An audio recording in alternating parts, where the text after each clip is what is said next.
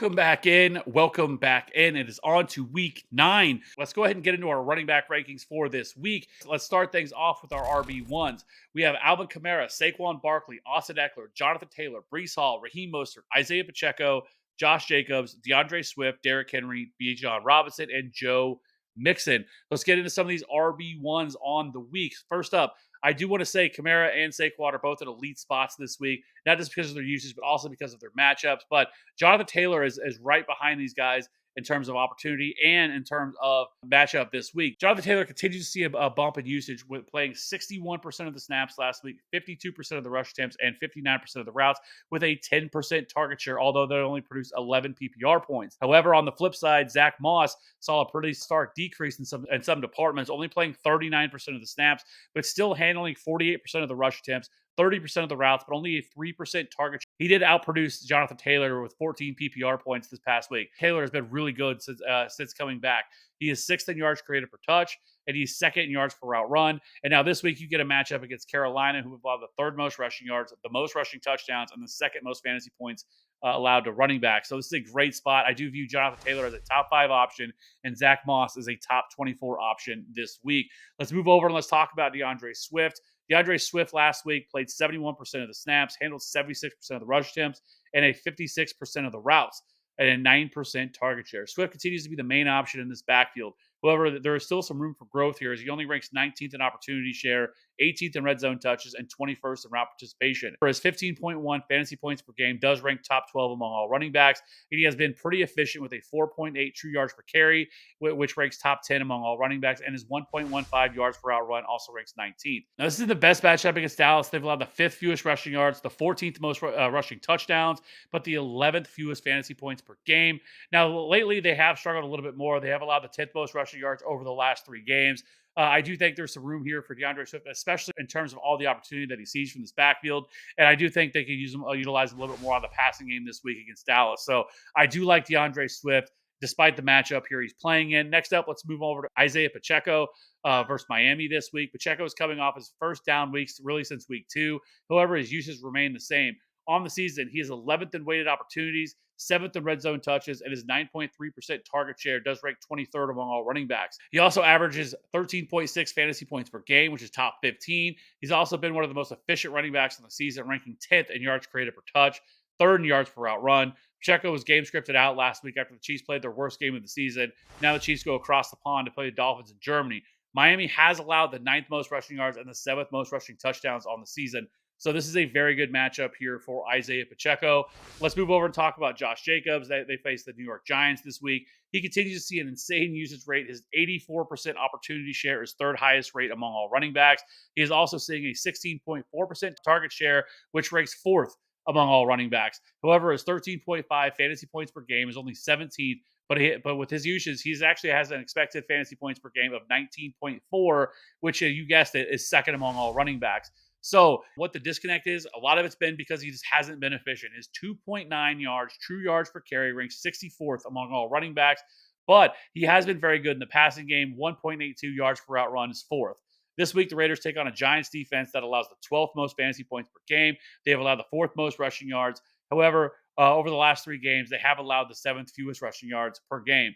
But the Giants did trade Leonard Williams this week to the Jets. That is going to open up a little bit more of a hole, create a little bit more of an issue for this Giants run defense. So I do expect with Josh Jacobs' usage that he should be able to get on track. And this isn't a spot where we're worried about him getting game scripted out when probably DeVito is going to be out here manning quarterback. I don't think it's going to be Daniel Jones. We'll see. But most reports have said Daniel Jones won't be ready probably till week 10. So let's keep it moving and wrap this up here with the RB1s, and that's Joe Mixon versus Buffalo. Theme continues here with high usage running backs not really paying off. However, we finally saw some signs of life last week with Joe Mixon after he racked up 110 plus yards and a score against the 49ers. On the season, he has seen an insane 86% of the opportunities. He's 9th in red zone touches, but he's been pretty bad across most metrics as he's 42nd in true yards per carry, 27th in yards per out run, and 39th in yards created per touch. This week, the Bengals take on the Bills defense that has allowed the 9th most fantasy points. This is a good matchup here for Joe Mixon this week. So let's go ahead and move over here to the RB2s, and they are as follows. Tony Pollard, Kenneth Walker, Ramondre Stevenson, Gus Edwards, Rashad White, James Cook, Aaron Jones, Darrell Henderson, Chuba Hubbard, Zach Moss, Alexander Madison, and Kareem Hunt. Now, let's talk about some of these RB2s this week. Tony Pollard, probably the first time we've had him outside of an RB1. We can't continue to blindly put him up there whenever he hasn't really earned that right. Pollard has been one of the most frustrating running backs this season. While his usage has been solid, the game scripts and lack of fantasy production is not. His 67% opportunity share ranks inside the top 12. He's seeing a 13.4% target share, but he's also sixth in yards per route run. These are great, but his 3.92 yards per carry ranks 48th. He's 28th in breakaway run rate this year. Is complete reversal from what we saw last. Some of this could be due to injury as he's worked his way back. Some of this could be Mike McCarthy. I expect this is somewhere in the middle. I think there's time for him to turn this thing around, but things won't get much easier this week as the Cowboys take on an Eagles defense that has been stingy against the run. They have allowed the fewest rushing yards and the eighth fewest rushing touchdowns. However, they have allowed the 14th most receiving yards to running back. So hopefully the Cowboys can get him going in the passing game and he could pay off. So let's keep it moving here and let's talk about Ramondre Stevenson, who looks like is in a better matchup now. The Commanders traded away Montez Sweat and Chase Young today. The Commanders defense previously ranked 19th in fantasy points allowed to running backs, but with this opportunity now, with these guys gone, I think it's only going to hurt this run defense quite a bit. So Ramondre Stevenson, I actually think it is a big benefactor of this for this week. So really like Ramondre Stevenson. Let's keep it moving. Let's talk about Rachaad White. He gets a matchup against Houston. He has now put up 15 back-to-back 15 fantasy point performances. We have mostly shit on Rachaad White this season. He has shown no sign that he will lose his role anytime soon. He has seen another elite usage rate last week and ranks 11th in opportunity share on the season. He's also top 15 in red zone touches, target share, and route participation. He also ranks 20th in yards per route run and yards created per touch. This week, the Bucs take on a Texans defense that has allowed the 14th most fantasy points per game to running backs. They've also struggled to stop running backs through the air as they allow the 9th most receiving yards, which is really right up Rachaad White's alley. Next up, let's move over to Darrell Henderson against Green Bay. Henderson did see a little bit of slight decrease in usage last week. Dropping from 58% of the snaps in week 7 down to 48%. And he also saw a decrease in his rush attempts, 60% in week 7 down to 52% in week 8. Both Henderson and Freeman are in play after they split touches last week. I do lean Henderson between the two of them, but Freeman, with Freeman being pretty much a zero in the passing game. Green Bay does struggle against opposing running backs. They will have the 7th most rushing yards and the 6th most fantasy points to the position. So I do think both of these guys are in play this week. I do view Darrell Henderson as a low-end RB2.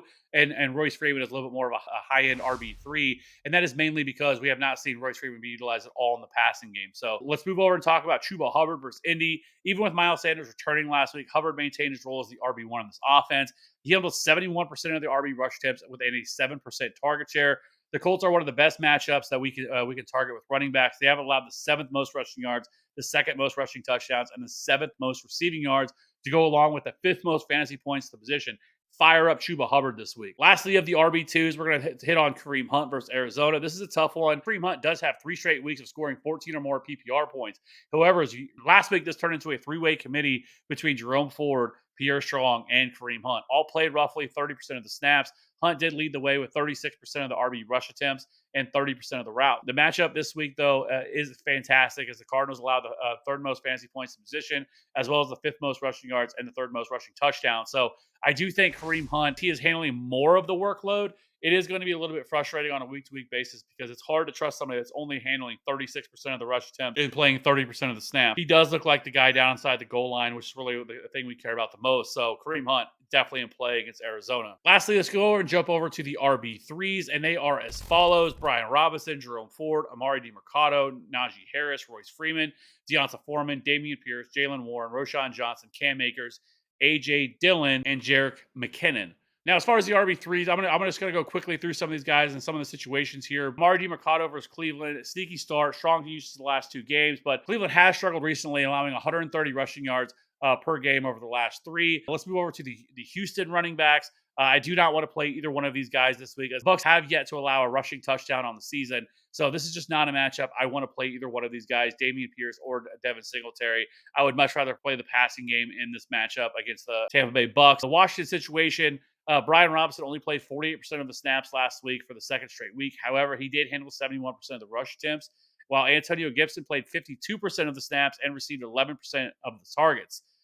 Now, the Patriots have allowed the 13th most fantasy points to the running back position and the 7th most touchdowns. Robinson remains a game script dependent. Brian Robinson has pretty much turned into the between the tackles grinder. And if they were to fall behind, it is something that's going to hurt Brian Robinson, where it actually helps Antonio Gibson. So I think you have to ask yourself if you have either one of these two guys what type of game script do you think it's going to be this week? I think this is a matchup that they can keep it close. So I do like Brian Robinson. Cody actually has an RB2 this week. I have him as a high end RB3. So I'm not as high on Brian Robinson. It's mainly because he's not involved in the passing game. So let's move over and talk about the Bears running backs. Foreman only played 30% of the snaps compared to 37% for Roschon and 27% for Darrington Evans. Foreman led the way with 37% of the rush attempts, while Roschon Johnson was second with 21%. Roschon also ran 33% of the routes and saw 11% target share. Problem here is the Saints allow the fourth fewest fantasy points to running back. I would avoid playing really any of these guys if I could, either Foreman or Roschon as a flex option this week. And the best thing you can hope for is they fall into the end zone, or so Roschon gets a little more work as a pass catcher. But just not a great matchup here for the Bears. So I would probably try to avoid either one of these guys if I could, but I get it. We're on buys. You might not have that option. So lastly, I just want to hit on Jerick McKinnon as an interesting flex option against the Dolphins. We saw his snap share jump up above 30% for the first time all season. We could start to see him be a little more utilized a little bit more as the schedule gets a little bit tougher for the Chiefs. So Jerick McKinnon in a matchup against the Dolphins, a matchup they're going to have to put up a lot of points in. I do think that makes Jerick McKinnon kind of an interesting RB3 flex option for some people this week in PPR format. So that being said, let us know in the comment section below what are your thoughts about some of these guys, and we'll see you on the next one. Bye.